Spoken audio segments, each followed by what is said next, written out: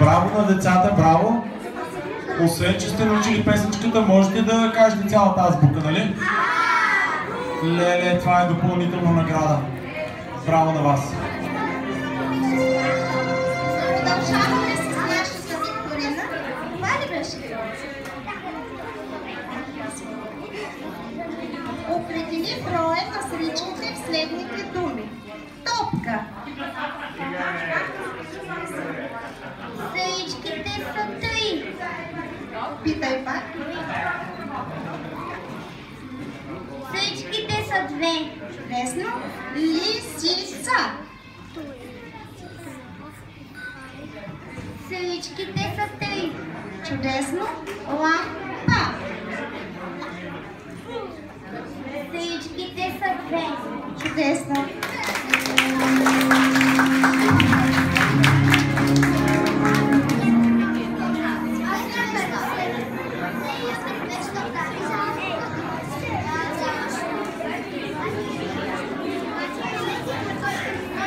Преброй колко думи има в изречението.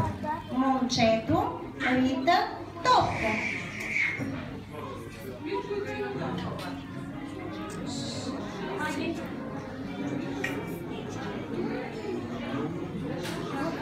Изречението има 3 думи. Чудесно. Котето пие прясно мляко. Думите са 4. Чудесно.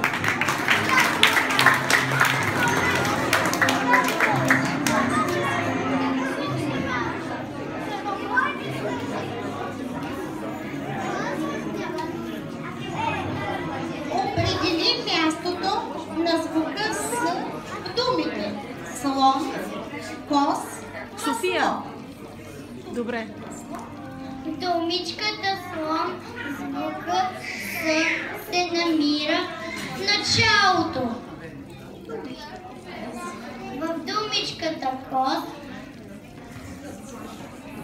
звукът се намира в края. В думичката масло, звукът се намира по средата.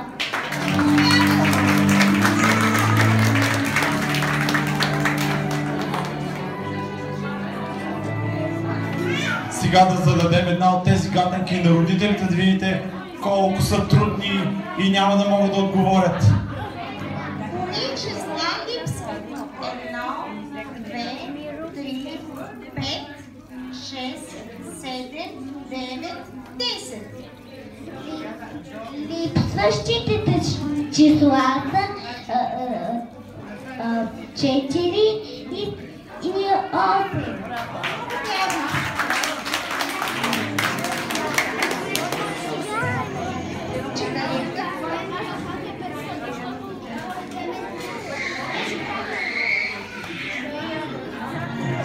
Определи броя на звуковете в следните думи.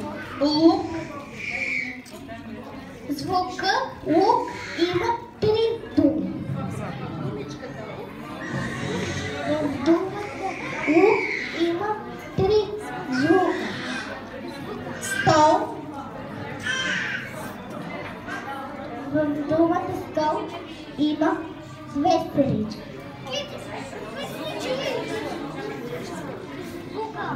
В думата стол има 4 звука. И думичката котка. В думата котка има 5 звука. Браво!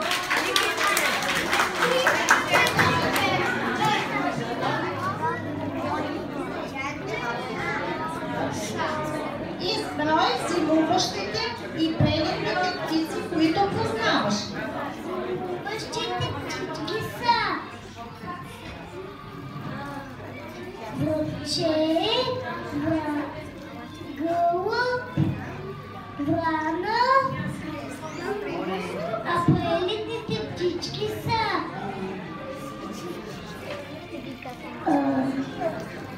лястовичка, щъркел,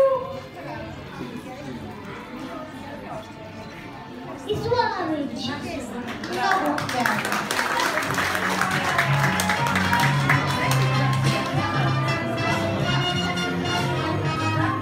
Назови дните на седмицата.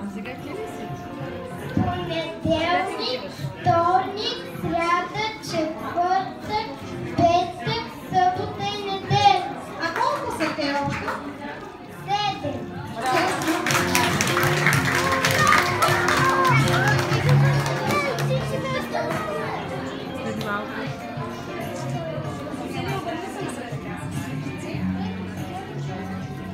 Посочи кои са топлите и кои студените цветове.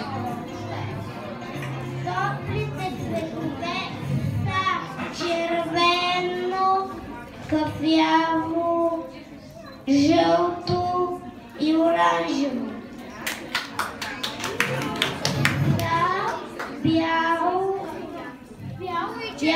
синьо, тъмно синьо, милаво. Браво!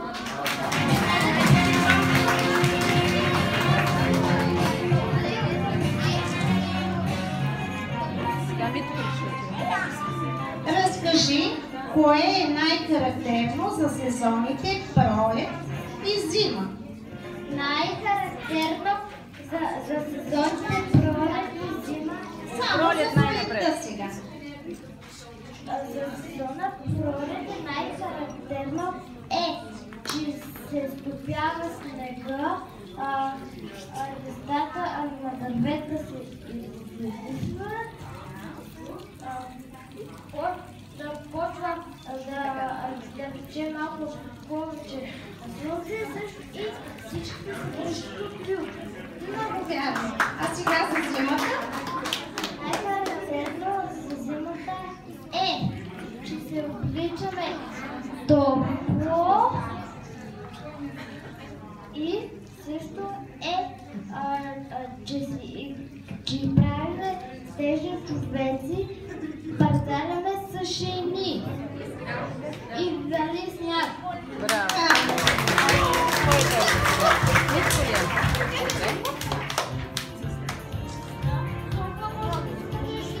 Сега един въпрос към Митко.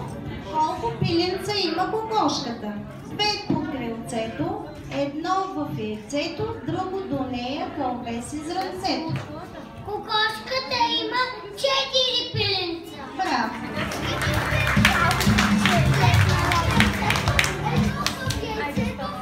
И едно в кокошката си кълбе след 7 дни.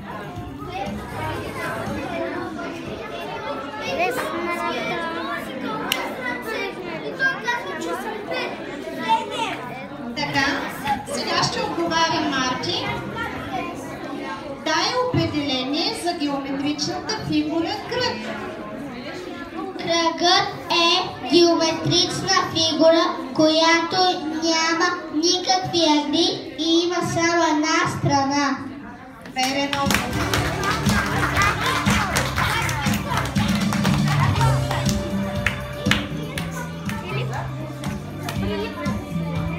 Кои са съседите на числото 9?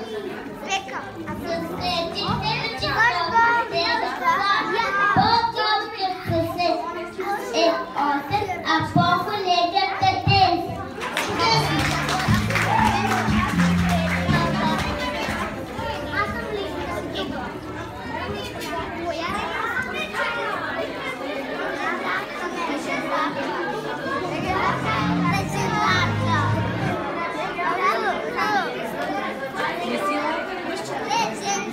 Моля, кои класни звукове сме учили в детската градина? А, Б, О, У, Е, И. А с какъв цвят ги отбелязваме в моделчето на дома? Отбелязваме ги с червен. Чудесно!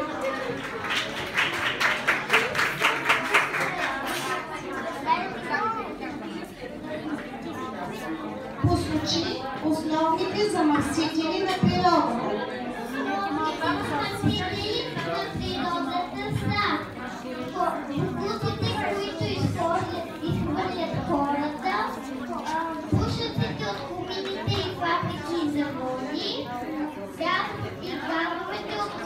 Чудесните. Чудесно. И сега, уважаеми родители, ще се разсладите на още една страхотна песничка. Готови ли сте, деца? Усмивки, усмивки. Къде са? Зъби, който има зъби. Зъби. Браво. Браво. Който има? Който има? Едно е слънцето, една луната. Есена връченце до крилата. Прикрасенца приказка лудуват. 4 сезона се редуват.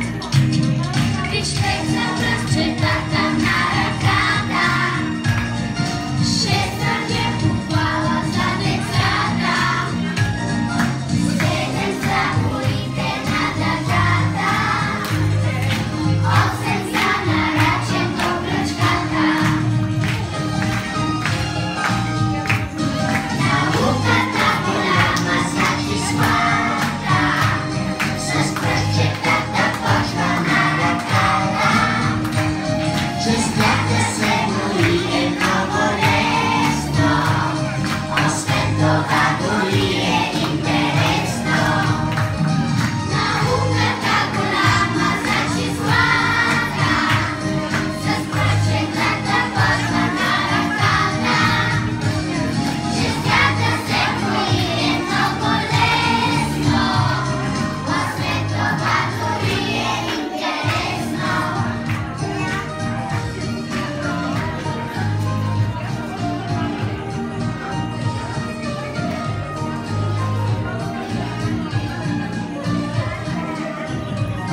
А деца уловните войници, с 2 ръце показвам десетица.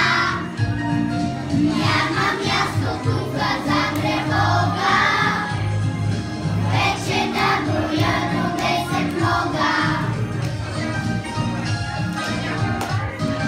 Науката голяма за числата, с пръстчетата почва на ръката. Честята се брои е много лесно.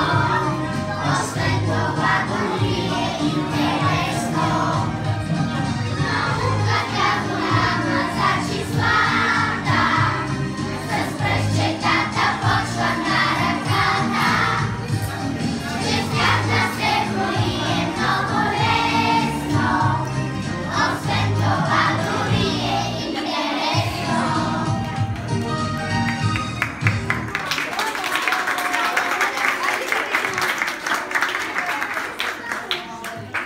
И сега се пригответе за още малко забавни викториански въпросчета. Този път започваме от дамите, което включва и всички майки. Пригответе се. Кои са цветовете на българското знаме? Цветовете на българското знаме са бяло, зелено, червено. Вярно ли? Отговора верен ли е? Отговора бяло, зелено, червено. Абсолютно да. 100 точки. Продължаваме. Посочи кои вълшебни думички познаваш. Вълшебните думички, които познавам са: благодаря, моля, съжалявам,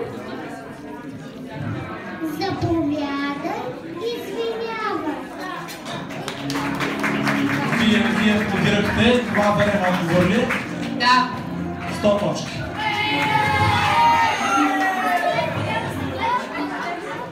Петю имал 7 бомбона. Дал на своето братче 3.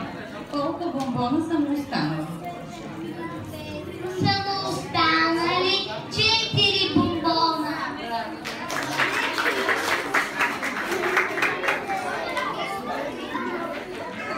Плавали 2 кораба. Тръгнахме на математика само.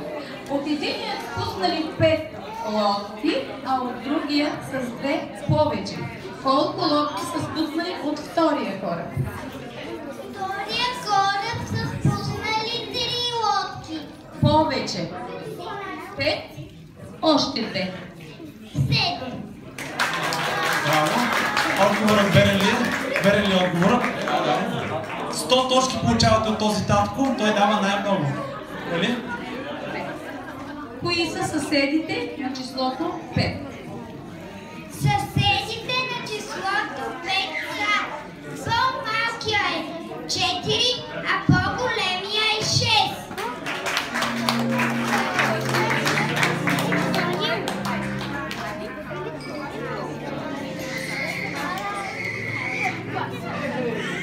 Преброй от 2 до 10 през 1. 5, 4, 6, 8, 10.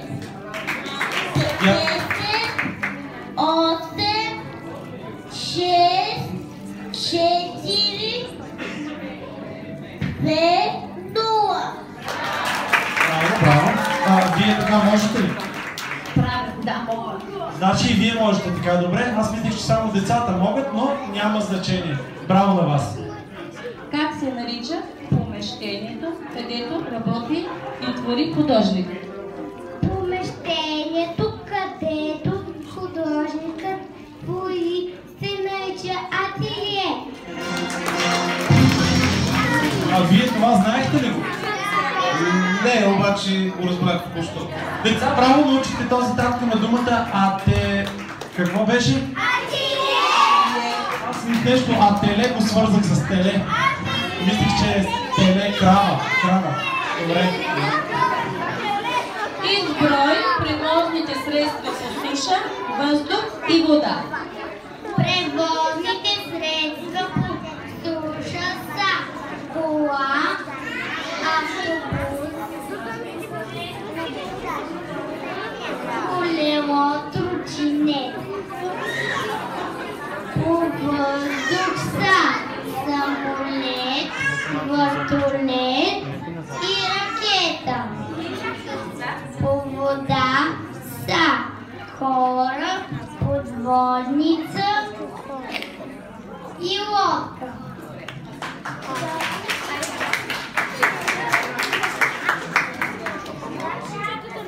Божо, има ли някои въпроси за родителите, защото от одеве му питат, може ли аз, може ли дигат ръка? Ами, няма. За родителите децата ще ги изпитат до вечер. Добре.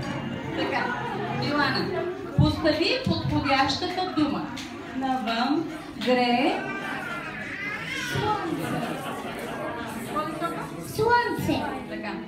През зимата децата на парзалката Си играя.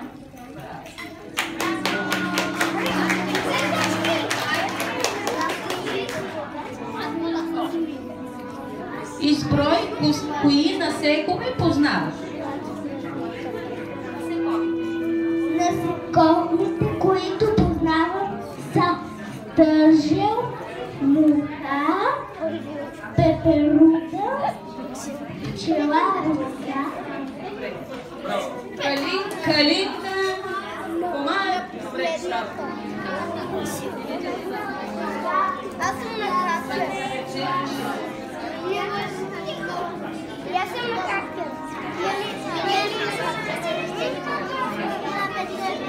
Кои са героите от приказката Дядовата ръкавичка? Героите от приказката Дядовата ръкавичка са мишка, мечка, лисица, заек, въл. Браво! Аз имам всички граници. От началото има всички. Как има всички? Без срядото. Дай определение за геометричната фигура квадрат. Квадратът е геометрична фигура, която има 4 ъгъла и 4 страни, които са равни. Тук попитах един татко, той каза, че не знае точно кой е квадрат. Добре, че тя отговорите да разбере. Сега го питах. Музика. Браво. Браво, моите